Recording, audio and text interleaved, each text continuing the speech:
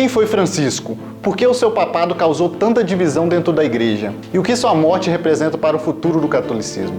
Vamos analisar a história dos papas, a trajetória do Francisco e o impacto que ele deixou no mundo e na fé.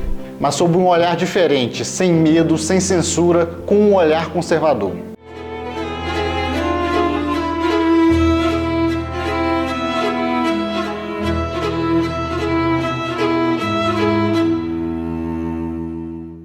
Hoje, o mundo assiste em silêncio ao fim da vida de Jorge Mário Bergoglio, mais conhecido como um Papa Francisco.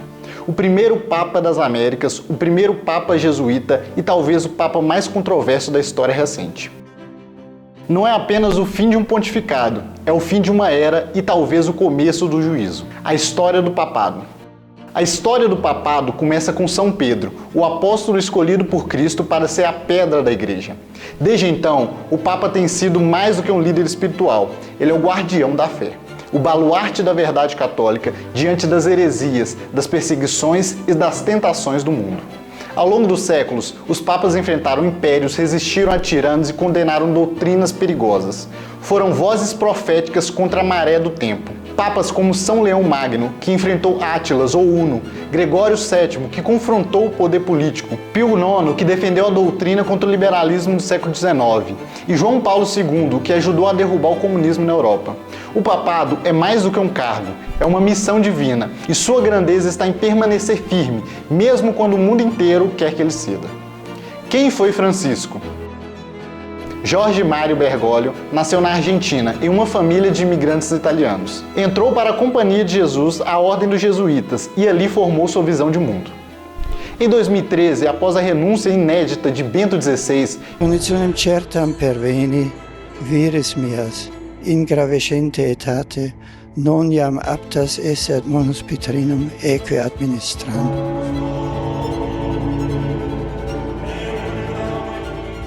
Bergoglio foi eleito Papa.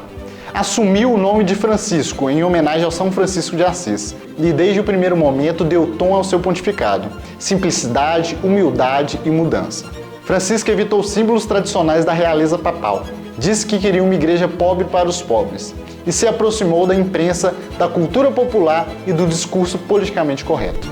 Mas com o tempo ficou claro que havia algo mais profundo ali. Francisco não queria apenas mudar a forma, mas queria mudar o conteúdo.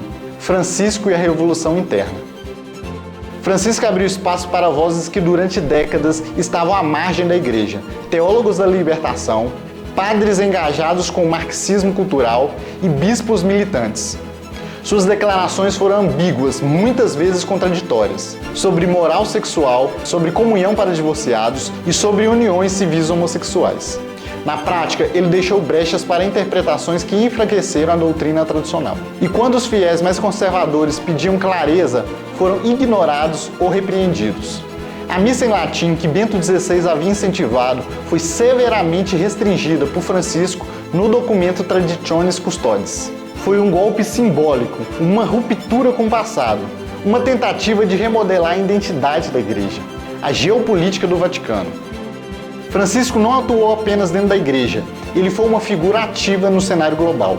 Firmou um acordo obscuro com a China que deu ao regime comunista controle sobre as nomeações de bispos. E diante da perseguição aos cristãos chineses, silêncio. Enquanto isso, no Ocidente, denunciava muros, fronteiras e o populismo.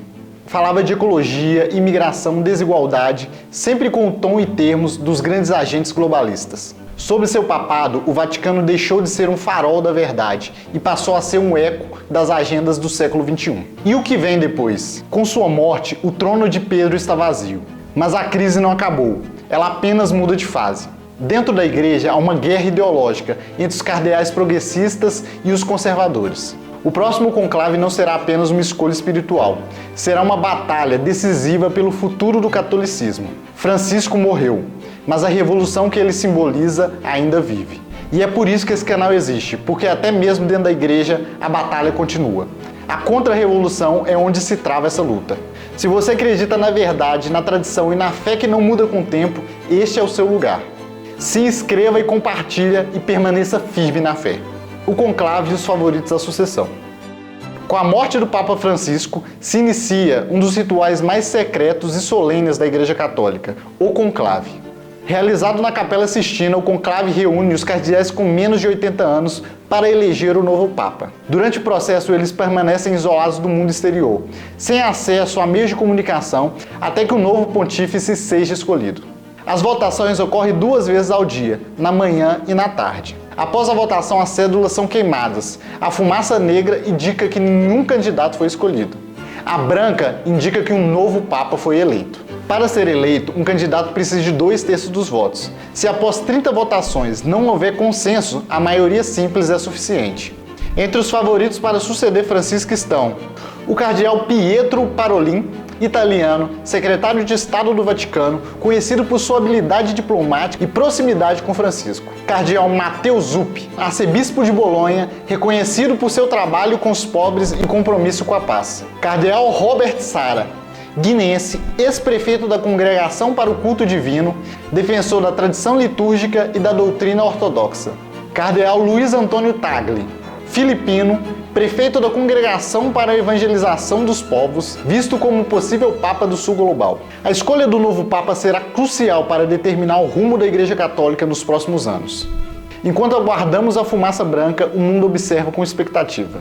Existe uma profecia que paira sobre o Vaticano há séculos, uma lista enigmática, atribuída ao arcebispo no século XII, São Malaquias. Segundo essa profecia, ele teve uma visão do futuro e viu todos os papas até o fim dos tempos. Foram 112 lemas, um para cada pontífice, desde o Papa Celestino II em 1143. E assustadoramente, esses lemas coincidem um por um, característica por característica marcante de cada pontífice. De mediante lunale, meio da lua, Paulo I, eleito e morto em mês lunar. O trabalho do sol, João Paulo II, nasceu e morreu em dias de eclipse solar. A glória da oliva, Bento XVI, ligada à ordem benedita. E o último da lista, Petrus Romanus, Pedro o Romano, o pastor que guiará o rebanho em meio à grande tribulação. E após isso, a destruição da cidade das 7 colinas.